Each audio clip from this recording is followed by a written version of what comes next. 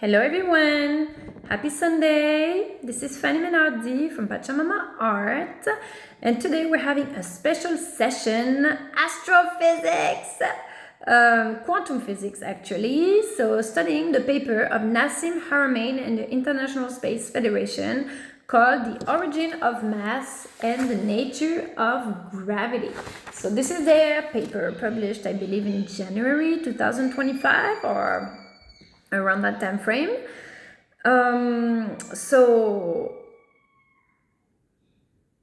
first, I am so honored of being gravitating around so many Nobel Prize worthy people and leaders, pillars all around the world, whether Nassim Haramein, the International Space Federation, or Elon Musk, that are both worthy of the Nobel Prize of Physics this year. So we'll talk a little bit about that. I think Elon Musk has a lot of results in space accomplishments, of course, space explorations and stuff like that.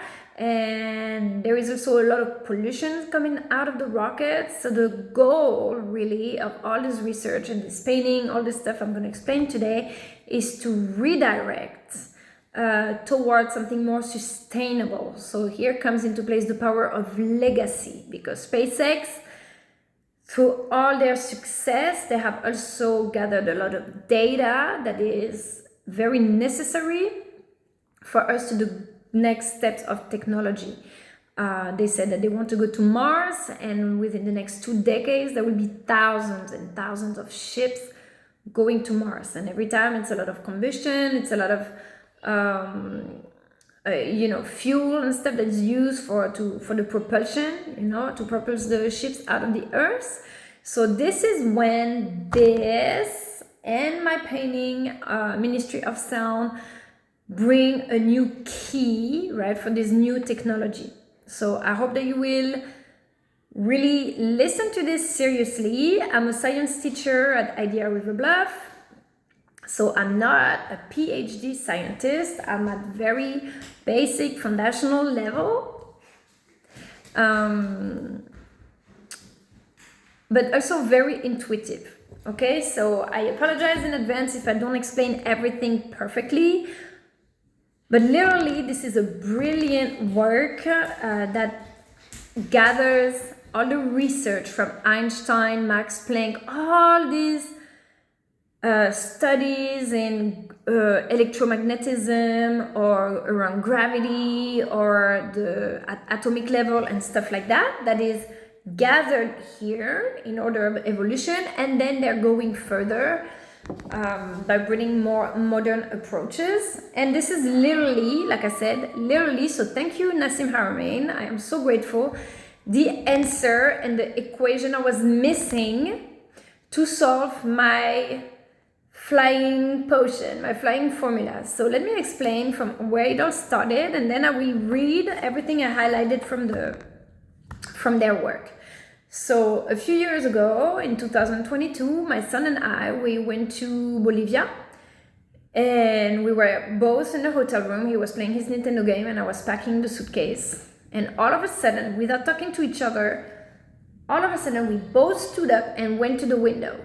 And at this exact same second, a lightning broke open the sky, and there's some blue lights that came down the sky and started floating all around the lake, like right in front of my hotel window.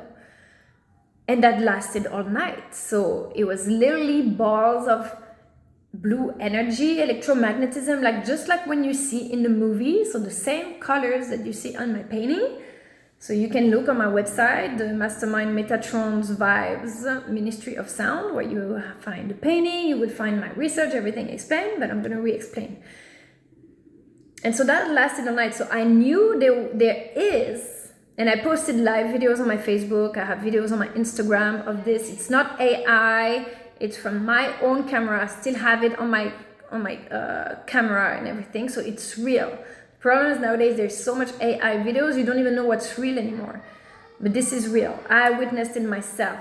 So I know there is energy that can be here just floating in front of us with, wirelessly, and also that didn't burn anything around it. So that was safe. and free energy. After that, after this trip, we came home and we both woke up one day, and Esteban woke up one day and said, "Oh, I dreamt about a flying potion." And I was like, "That's crazy. I dreamt about a flying equation as well." So immediately we wrote it down and I started painting Ministry of Sound, which is a Metatron's cube with the symbols of the ninja chakras and some symbols also that symbolize flying, basically flying. There is Yoda, there is a dragon, there is a heart with butterflies, and the Ankh and the Caduceus. Okay, so you know the Ankh was the Egyptian cross, but it was also the shape of the conduct, the system created by Nikola Tesla. So all this to, you know, increase the vibration of the work and catch attention. And the symbols of the ninja chakras were lightning, temperature, crystals, vibration, anti-magnetism, and steel. So steel because the system itself is in the walls of the spacecraft. So all you would need for the system is a spark from lightning energy or some kind of natural energy, such as solar power, for example, just enough to transfer some energy inside the system. So this is something that's very easy for us to do nowadays. The first step, we already mastered that. Okay, we can have a solar panel with a little battery, something on the spacecraft that just has enough energy to spark a system. Then we have the rest of the system is basically an amplifier. So the temperature and the crystal work together. So when you boil quartz, it breaks, right? So on high temperature, certain crystal will break. Some others, like obsidian, for example, which is a magma, which is like a volcanic rock, has a high tolerance to heat. Okay, so this is a stone that could be used to cool down the system. The pyramid walls actually are made of a mix between quartz and granite, some parts of the pyramids. So, and you know nowadays they prove that pyramids are actually electric devices. So all of this I found without even having a lot of knowledge of all this. So it was really intuitive. And most of the Nobel Prize scientists, they tell you that intuition had a huge part in their findings because they basically had a theory and then they did everything to prove it. Okay, to either adjust it or prove it or contradict it, but it all starts with a lot of intuition. You don't know what you don't know. So if you don't have an idea first, it's hard to... What are you looking for? Oh, I don't know what I'm looking for. You know, you have to try to look for something before you can find it. So intuition often is the first step, or at least a passion, something that attracts you to it. So temperature to create vibration of the crystals that is going to release, okay, more energy from the friction. So he compares this in the paper to the glow sticks. You know the glow sticks, you break it, there is like a friction and it starts glowing. So it will be the same in my system with the temperature breaking the crystal. You would have this friction, this vibration that creates pressure in the system that can be converted into a propulsion, right, to levitate the spaceship. And then of course the other heat resistant crystals that can be able to actually good for isolation or to slow down and cool down the system.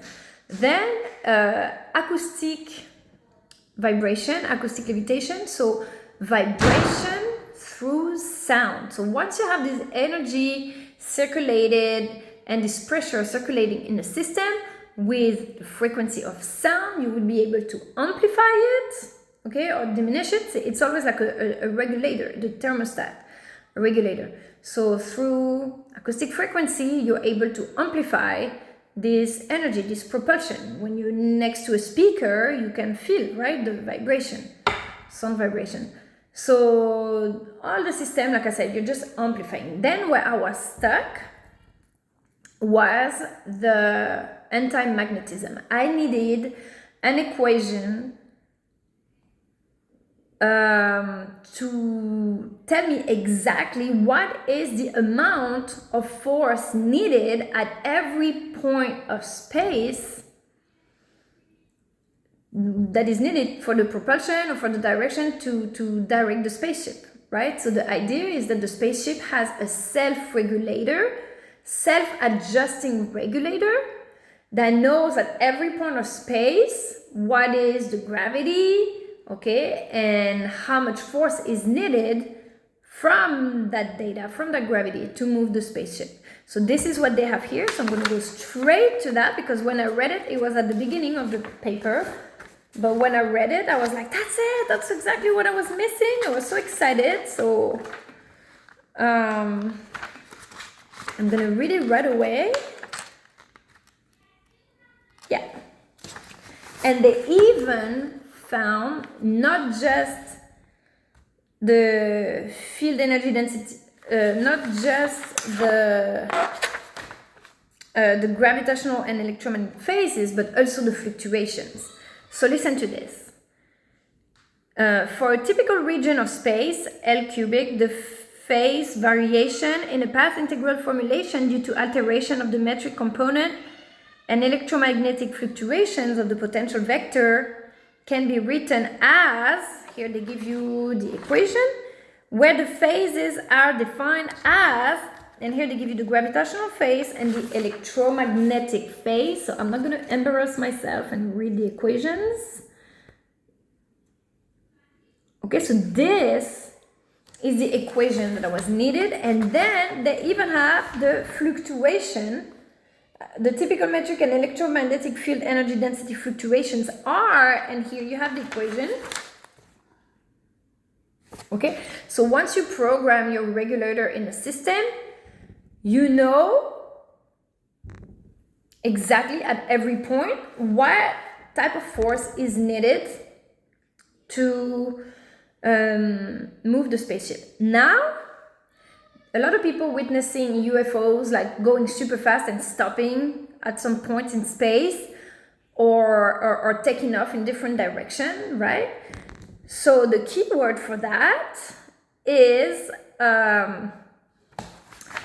quantum foam. Quantum foam. I posted on Facebook about it this morning. So let me read the passage that talks about quantum foam.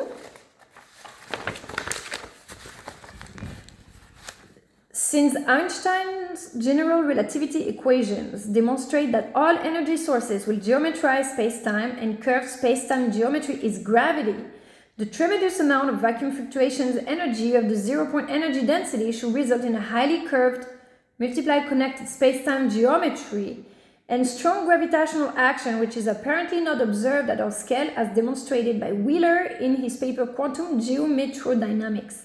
However, the continuous process of creation annihilation, creating continuous distortion of spacetime, occurs at very short distance scales. Quantum fluctuations of the geometry of spacetimes are so violent that the usual picture of a smooth spacetime with a metric on it breaks down. Instead, one should visualize spacetime as a quantum foam, a superposition of all possible topologies which only looks smooth and placid on large enough length scales. Wheeler compared the quantum foam with the surface of an ocean. Very far from the surface, it can be considered as perfectly flat, such that no energy is observed.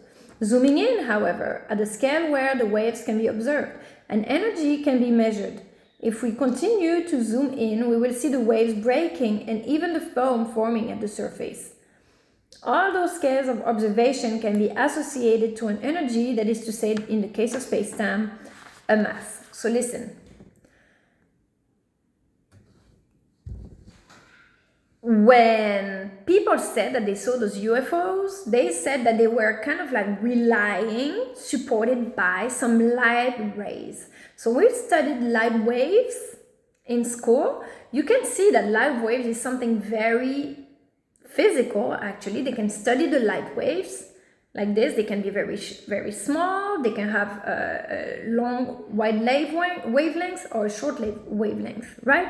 And I always tell myself, just like sound waves, what if we could increase the density of those waves so that they could become almost solid, right? And just like this image of the spaceship that is relying on those light rays.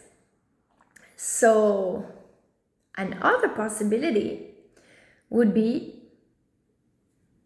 that we change the density of the spaceship itself, so we kind of like the density, by different frequencies. So through sound frequencies, sound frequencies, changing the density itself of the spaceship to be on the same dimension as those quantum fluctuation, the quantum foam. So this quantum foam actually becomes like a cushion for the spaceship, and that would explain why the spaceship is able to stop on space, because it's kind of like leaning on this quantum foam, because I think it would be difficult to alter the density of the whole universe, right? So you can't really alter the density of the light waves or the quantum foam, but it's easy to alter the density of one small object, which would be a spaceship. So the spaceship goes into that other dimension, I repeat, okay, to be on the same frequency as this quantum foam and be able to use it to propel or to just stop and to lean on it. And they're talking here about bubble. What was the bubble thing? Hold on, I will go through the whole thing after. So that is definitely possible. Actually, Matthias De Stefano, in one of, the Rememberer, he says he remembers ancient Egypt and stuff like that, and how they would be able to move the stones from one place to another so easily. And he said, and I also have visions of it, so I think he's saying the truth, that sounds very probable, that he says that the felt weight of the stones was altered by sound frequencies. So you would put sounds maybe around the thing, like creating an electromagnetic field that would alter the density of the felt weight, just like we have a felt heat. When you have the weather, you look at the weather, you have the real temperature, and then you have the felt temperature. You've ever noticed that? I was like, what is felt temperature? So there is a real temperature and the felt temperature. So that would be the same. You have the real weight of the object, and then you have the felt weight that can be altered depending on these acoustic frequencies. That makes so much sense. And so then the spaceship is able to change directions like this, because it's propulsed from something that is now solid in his own dimension. So that's it. Next, let's continue. So that is it. So now we have our self-regulator, and now we know how you can just stop in place. So you don't have to just follow an orbit. You know how it's so delicate, because they have to be in orbit, and this is very, very delicate to launch spaceship in space, because you have to follow certain pathways and stuff like that. But once you are able to propulse the spaceship from any point in space, you don't need anymore to be following this orbit. You can just go wherever you want. And then you have William Brown that made a study on the Einstein-Rosen bridge to prove that space-time travel is possible. So through these wormholes, you would be able to transfer like particles. They actually have witnessed it, I think. So I want to interview him. I'm going to rewrite to him. And so then maybe the black holes and wormholes in space, maybe there are portals that have been put there, some that is entrance and some others that are an exit to these stargates. Actually, okay, I want to give as I'm saying stuff, I want to give the scientific explanation at the same time, but remember that everything that happens at small scale, infinitely small scales, is also happening at massive scale. He says it. Both mass and radius from the Planck scale to the size of the universe, okay, are proportional. So I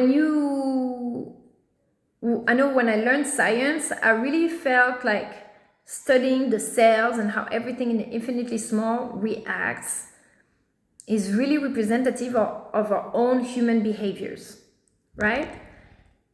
So when you have an idea or you're solving a problem at human scale, maybe you're also solving a universal problem or a universal question without even knowing it. Just know that everything that works for us at human scale or at small scale, there's a huge chance that is also what really is at universal scale. So like Elon Musk, he's building tunnels with the Boring Company, where he says that you're able to go in Vegas, you're able to go from one point of the city to another point of the city.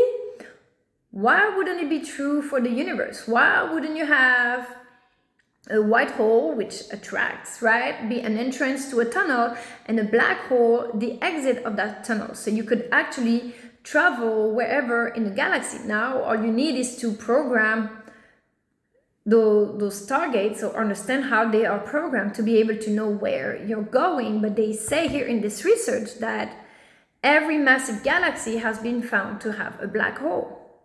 So gravity is one of the most powerful forces in the universe, even though Newton says it's one of the weakest. If it's able to hold together billions of tons planets rotating in orbit and organized perfectly, why can't we not do it? We can do it too. It's just that we haven't found exactly how to. So now that shows why we should all work together at the United Nations, because when I had my anti-gravity formula, I never had graduated in science or no certifications in science or anything. I was interested in science, but I wasn't really very knowledgeable, except that I was very intuitive. But what really gave me a hint that this was important is that both my son and I had the same idea. We both woke up the same day, and we both got up at the same time when we were in Bolivia to see the lights, and we both woke up with that same dream. And I was like, okay, so now if it was just me, I could be like, I'm just making stuff up. But because both of us received the same information, I was like, now we're actually being called by a higher force that is using us as channels, as instruments to manifest it. And because I had my most stubborn mentors on earth, they knew that we would be a good instrument, because these people would never let me give up, and that we would become so influential that then we would actually be able to make it happen. When you see people like Elon Musk, that they're bringing such massive progress to humanity in such short amount of time, you know that, okay, he's a genius, but he's also maybe unlocked some portions of his brain that enables him to channel some information directly, either from past life memories or from the Akashic records, from divine interventions, that makes him able to do something that doesn't seem really humanly possible. Okay, so I really feel like we're entitled to a mission and coming back generations or eons after eons to advance humanity. But now we have to make sure we advance it in sustainable ways. And then we all able to make our own research. Like I did that through the art. The International Space Federation, they did this through actual scientific language. And it translates to all the branches. But then all this is confirmations. Okay, then when you have confirmation from one person, two persons, three persons, four persons, then you're like, okay, now people start giving attention and it start being more legit. And now is the time that we bring it all together and make it happen. Okay, so like I said, if SpaceX, what they're doing, they're on the right track. They don't really need us. Okay, Elon Musk is the richest guy on the planet, smartest. He has everybody, all the engineering to his side. They don't really need us.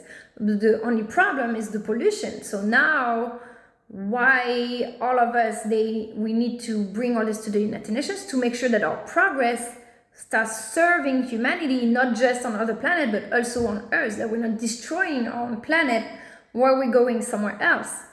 So that's why. So thank you, Nassim, for translating this into the scientific. Now we have the solution. So hopefully SpaceX, Elon Musk, the NASA, the first class agency, we will all be able to work with the United Nations to make it happen under the surveillance, the monitoring of the UN and the environmental requirements to see long terms, right, for climate actions and stuff like that. I feel like the United Nations, they should have a say on everything that happens in the world, because they're neutral, but they're also so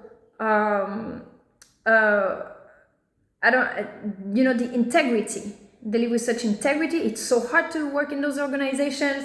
You're being spied on for many years before you can even get in the organizations, or for those who go there as interns, they're being trained from a very young age and stuff like that. But I think this is probably the organization where there is the least corruption, because they're really humanitarians, environmentalists, and thank God there is that, because when you see what's going on in Gaza, it's full corruption. It's full corruption. This is not. It didn't just happen from a day that Hamas, a terrorist group, had so many ammunitions that they could bomb people for a year and a half. I'm sorry, this is being sponsored. This is completely planned out. They probably wanted to rebuild Gaza. They wanted some international poll to make it like Dubai, to make a concurrence to Dubai in Israel, and they decided to kill everyone. So I don't want to enter in the conspiracy theories, but that is so obvious. So this is unacceptable. The people need to go in jail. Money is destroying. Money has the power to build so much on this planet, but the problem is that people are so greedy and so ignorant. They want the instant reward, and instant or short scale can be a year of war, 2 years of wars. We kill everyone, we destroy everything. In 5 years, it's all rebuilt with the way we want it. This is short term. Of course, educating people, slowly transforming in an ecological manner, educating, changing the culture, building a culture of acceptance. Yeah, it can take a full generation. Okay, but you haven't killed people, and the problem is that I don't even think that peace is possible anymore. I don't even think that, how do they call it, a two-state solution, a peaceful two-state solution is possible, because all these kids that have seen the murders and all these things, what do you think they're going to grow up like? They're all going to become either terrorists, or they're going to hate each other. They're going to be all traumatized. Now it's like the Nazis. It's like the Second World War, the Nazis, where you had Germany that was stigmatized, for eons, where you said German, the Nazis. No, German doesn't mean Nazis, okay? It was one part of the community, but it took like 50 years for them to become a normal country again. It took 50, we still have right now, 80 years later, people that come and we have recognition to the Holocaust and stuff like that. People traumatized. It's still 80 years later. So they're ignorance. They're ignorance. So thank God for the United Nations, and thank God for people with good intentions and for integrity, because we really need it. I'm so upset.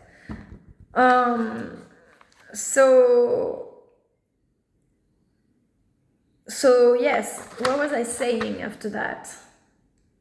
So yeah, coming together to build, the best progress. And the data that SpaceX has accumulated is little legacy for the world, and now we can use this data, okay, to know how to program the machines. So, it took us thousands of years before we could have a light bulb, hundreds of years before we could have a computer, and now that we have computers, in 50 years, we're going to space. So we even went to space before people even had computers. So, it's going really, really fast. So we have to make sure we can destroy everything really, really fast too.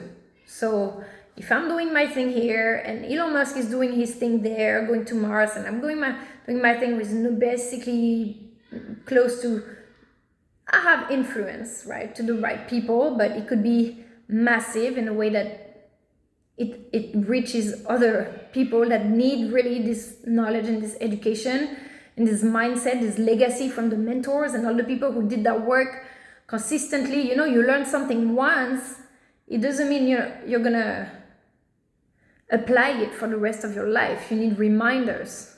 My mentors, every time I'm like, yeah, okay, but whatever, I'm just gonna give up. But then you have the reminder, and you have external sources that come and that force you to actually do it. But if you're not able to see that, then you give up, and then you steal, and then violence, and then poverty and depression. It's hard.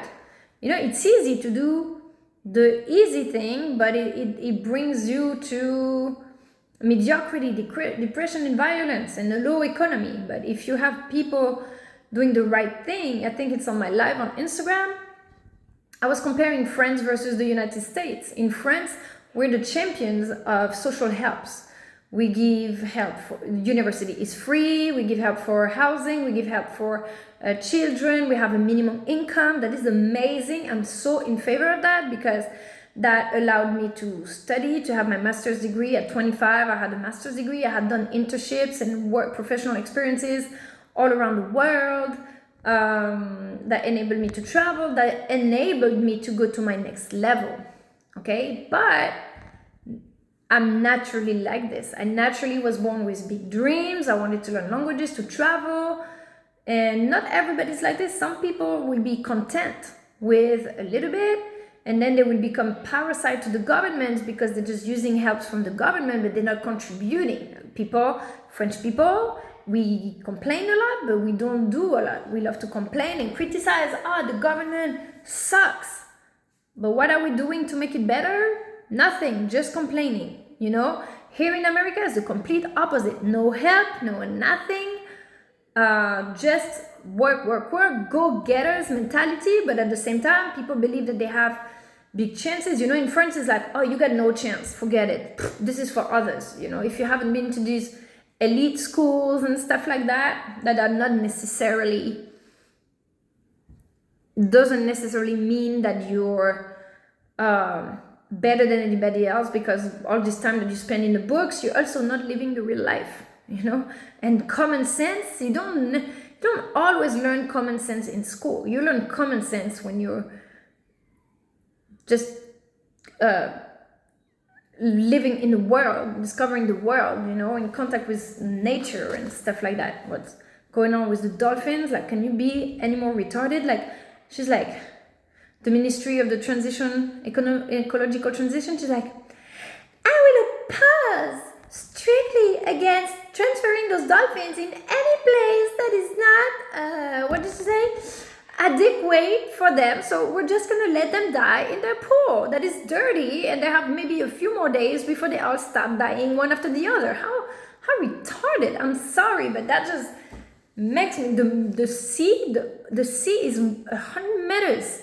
They just have to bring literally 2 trucks and do 5 trips and send them out to the waters, and monitor them, maybe follow them around with boats and throwing some fish for a few weeks around them and follow them around. Like, you can emit with a sonar. You can have a boat following the dolphins with a sonar, so they stay around you for a few days, and you help them, you feed them just so they get acclimated.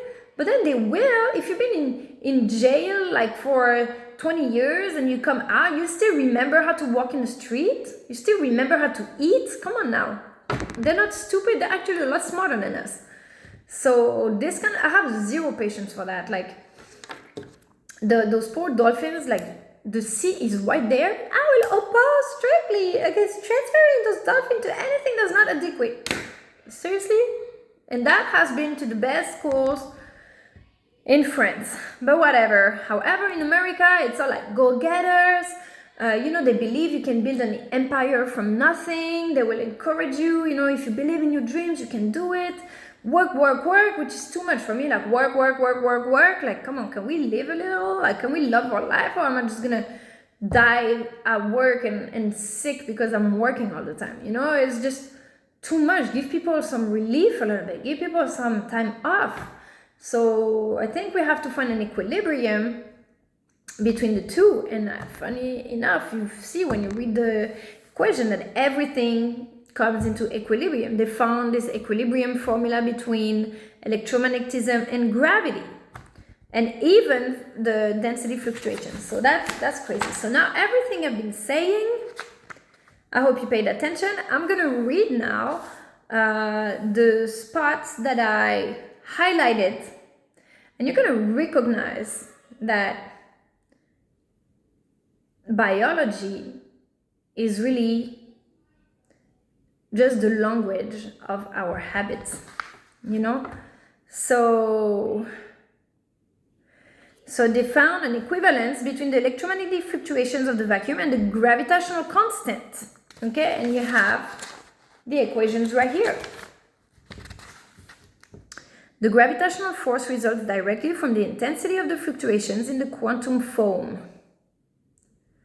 Then we obtain a cutoff pulsation, the vacuum energy density. So here as well they have the equation. So it's possible to compute the system energy density by considering the electromagnetic vacuum fluctuations correlation time t, such as, here you have another equation. We'll continue.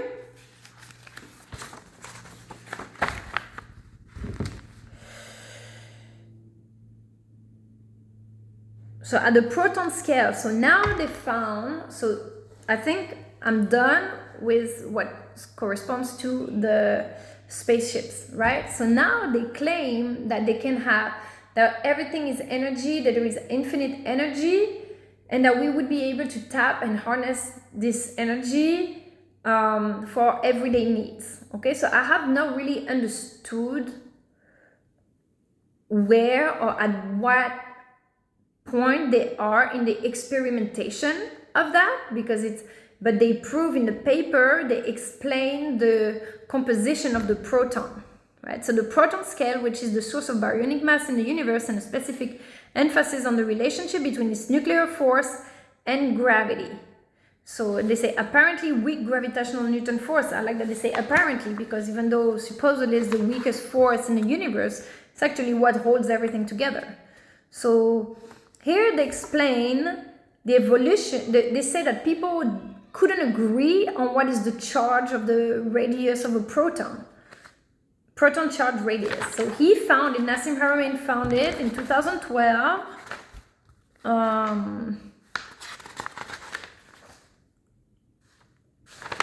Where does he say that? Okay, so proton radius puzzle, no one could decide which value was the right value. From the holographic rest mass solution of the proton, Haramein successfully predicted in 2012 the proton charge radius from the experimental data of the proton mass, confirming I don't know what that means, the radius spec of the small proton radius. Okay, so they found the charge of the radius of the proton. So this is what they found. Where is it? Okay, so this is the proton with the 0 point energy at the center, black hole energy in orange, and rest mass energy in blue.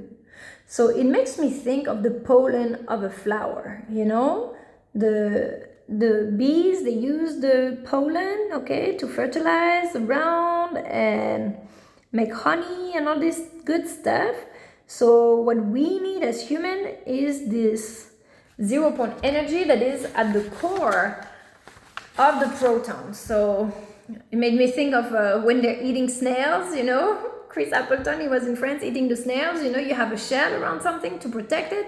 There is a reason if there is a shell around something. Are we meant to mess with this, or is it protected for a reason? You know, it's like the nuclear energy. It's very useful because we're able to have massive energy, but it's also very dangerous. And when you see Nikola Tesla's research, at least in the movie, they were showing how he was almost blowing up, you know, the warehouse and stuff like that, because the energy was really powerful, but also very dangerous. So that takes us to the safety aspect of it. How do we extract the essence of the proton, this core energy, to utilize it? So is it like the glow stick? You know, what is the trigger to release that in the proton? Or are we just able to use it as is with its shell and everything, just by have them? So that, I'm not sure I understood that part. So we will have to look further, but once you know the composition, then you need to know the trigger, and then and the safety aspect, how to protect it, and then you're able to use it. So I was gonna read. Oh yes, I don't want to miss. Where is it? I don't want to miss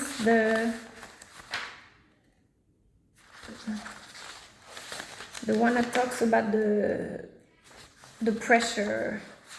Oh, it's right here. General relativity under pressure.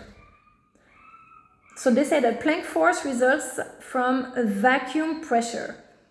So the Planck force can be seen as a pressure force exerted by the vacuum fluctuation pressure of the vacuum on the Planck plasma flow, and is the reference ground state force from which nucleation at the Planck scale occurs, as in Wheeler's quantum foam, describing this pressure as an analog to the surface tension of a bubble.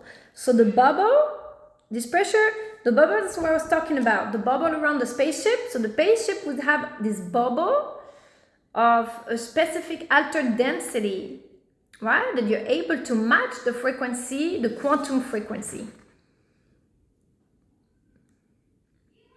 This pressure corresponds to the This pressure corresponds to the force required to generate a surface horizon at the Planck scale against the rigid elasticity of spacetime.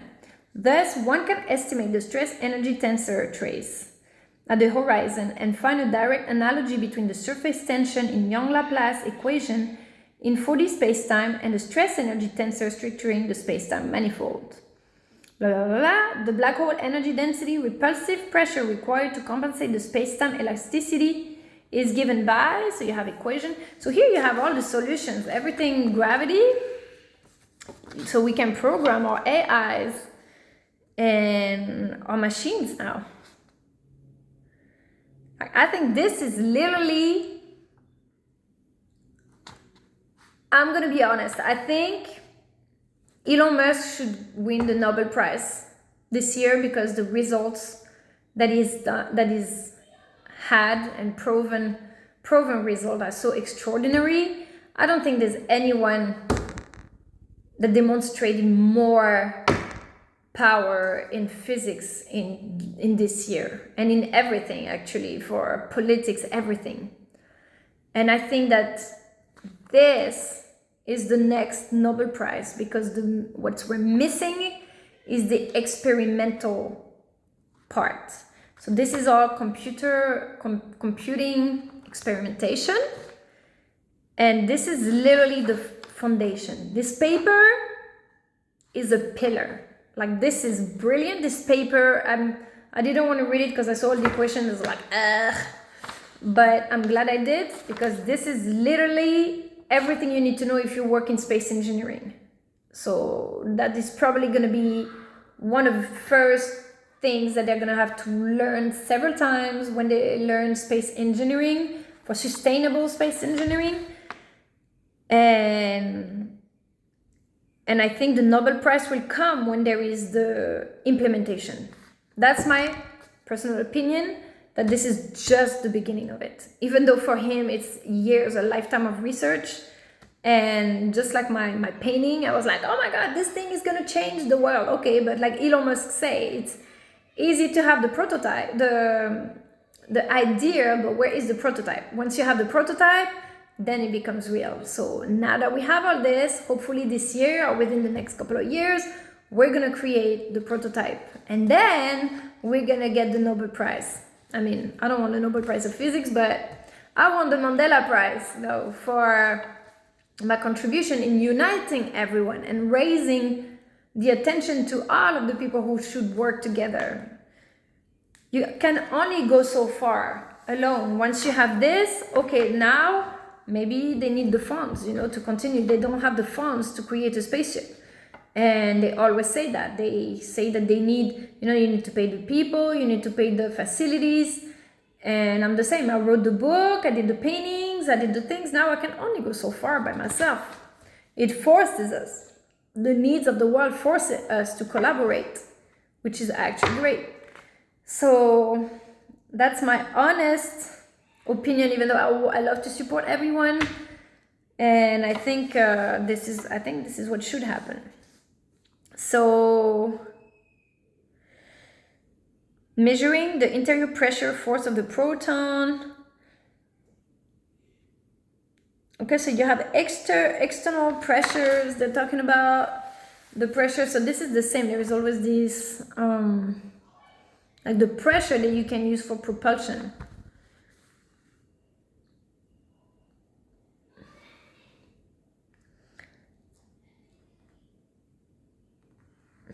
So I didn't really understand the curved space and stuff, so I'm not gonna explain it. So electromagnetic Planck plasma pressure of the quantum vacuum that we have demonstrated to be the origin of mass and now confinement. Two positively charged protons should not be able to bind due to electrostatic repulsion. So, for every action there is an equal and opposite reaction. This is one of the laws of thermodynamics or the laws of physics. Do you think that we can become the masters of the laws of physics instead of being its objects? And because I feel like every time we're trying to do something good in the world, and we give it all to create something beautiful, you turn around and there's a war and there is a drama and there is something. And every time I'm like, oh, for every action there is an equal and opposite reaction. And I'm like, can we just like a magnet, you need to have a positive and a negative. And when are we gonna be able to shape or to master the laws of physics so much that we can actually have only good in the world, and we can use all that, or just make a difference between the technical level, the engineering, and the psychological, the manifestation. Who was Elon Musk that was saying that creating energy is only a manufacturing term or production term, because in the laws of physics, in thermodynamics, you cannot create or destroy energy. You can only convert and transfer it. Okay, it's one of the primary laws of physics. So the same way he's making a differentiation between scientific term and economic term, right? We have to disconnect also from stop like understanding the laws of physics, but also being able to master ourselves, so we're not only the products and just acting like, I would say, instinctively, from what we're made of at the infinitely small scale, but being able to train our mind to actually master it. And we can only have positive. And this is why mentors are so important, because you train with new habits, you train yourself to make the difference between your cells and everything you're made of. You're not a robot, okay? Your brain, you can activate your brain to be so powerful that now you decide, and you connect it now with your divine power and not just your physical power. Otherwise, we would just be animals.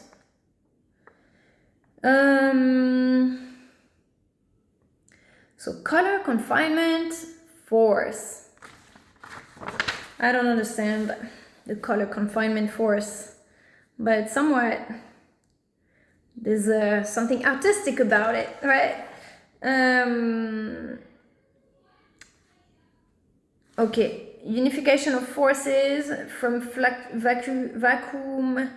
vacuum fluctuations as the source of color, force, and gravity.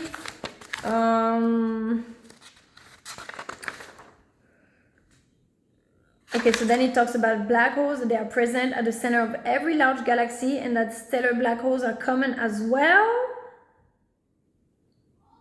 And since they found those force in the proton, both mass and radius from Planck scales compared to the size of the universe. And it's the same equation, actually, from this vacuum force. So that reflects the importance of gravity at all scales. And the Hawking radiation would find itself in an extremely low density external pressure environment, resulting in a rapid inflation to a universal size, causing internal vortical flows, generating fractal structures at different scales. So sometimes the universe gives you certain circumstances that force you, external forces that force you towards your destiny. And even though to force you out of your comfort zone, to force you to take action, to force you to make the right decision, you know, the cost of inaction. The Tony Robbins and Jean Grassuzi always talk about that. The cost of inaction. Sometimes you don't know what decision to make, and the only way to know is to just like Joe Biden, for example, when there was the conflict in Ukraine and Russia. I was like, what is the right thing to do? How can you know? You know, there's lives on the line. How can you know you're making the right decision? Sometimes you don't know. You just have to make one decision. They decided to support Ukraine. They decided to give weapons, and you probably had advisors and stuff like that. But that was just a bad decisions because the people who advised, they filled up their pockets with weapon trafficking. The weapon industry, they love it. They love it. They were so happy. You have this picture with Zelensky here signing. They even autographing the bombs, the missiles and stuff like that. They're like, hey, money. Dead people, you know, they don't care. They don't care if it's not their family on the line. They don't care. And that's why I'm so humbled that everything I've been through, that it wasn't always easy, because I'm humble enough that I don't want this to happen to anybody else. You know, if I think sometimes I hate to be angry. I hate when I'm pissed off and depressed and when I go and yell at people. But at the same time, these moments, they remind me that you have to fight for the right thing. Otherwise, people will just say we did everything we could and they didn't. You know, so sometimes you have to be angry for stuff that are unacceptable, and you gotta go ahead and chase down those people and put them in jail. Let me tell you, if I work at the United Nations, I will do everything for culture and bring the positive and everything, but I have a list, guys. I have a list. There's some people that need to go to jail, and we will track them down, and this is the end of impunity, because families, countries destroyed. If there was their kids, trust me, that wouldn't be the same solutions. The same decisions, at least. So this paper gives us a clear picture of the gravitational quantization of space, generating pressures and energy gradients at the origin of the structure of matter, the resulting quantum confinement and gravitational forces, and the agglomeration of organized matter from the Planck scale to the universal scale. This can represent an important step toward achieving a long-sought goal in physics and fundamental solution to quantum gravity. Okay, so deep appreciation to the International Space Federation and to the universe for its inspiring mathematical and physical beauty. I love that because you really feel like everything is alive and that it's like an orchestra, right? There is a great master orchestrating everything and to bring us together from generations or from millennia to millennia, coming back to make things work. And this is like the best, I feel like this is the most opportunity we have to bring such progress, to have such influence with the internet. You can touch people on the other side of the world, with greatness or with bad advice too. So we have to make sure, it would be a shame not to take advantage of the opportunity to gather and to respond to the call, of the hero's journey and make it happen so we can actually create that golden age that everybody's talking about. All right, guys. So thank you for watching. I hope you have a great Sunday and see you soon. Hopefully, maybe I get to interview William Brown. And next time we talk about time travel, space-time travel. Ooh, that would be so awesome. Okay, bye guys. Oh, and remember, vote for us from the Mandela Prize. Woo!